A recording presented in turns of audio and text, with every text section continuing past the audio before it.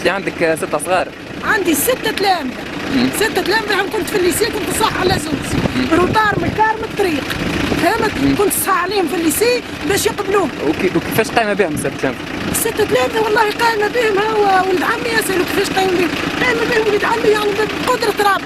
كان خدام من واحد شوية فلاحة، باباهم يخدم في المرمى، يعني يبعث هانا نتسلفوا هانا نكرد وهانا قلت لك يعني. ابوهم معاكم ولا معناها يتنقل يخدم من بلاصه لبلاصه؟ يا اخي يتنقل ديما في الخلا، من تونس لصفاقس الجربه، ما يجيش في العام، يجي مرتين، يجي في العيد كان كتب وعيدنا هانو جاء، ما ثماش هانو منه منين تقرا طفل هو معاه ولا يقرا طفل هو معاه.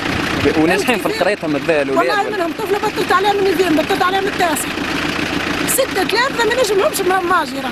6 تلامذة كي نحكي لكم 6 تلامذة، يعني كل صدقة يا ورقة موجودة عندي.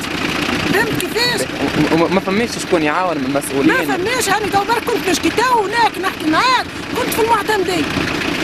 ما فماش، كنت شاي مسك.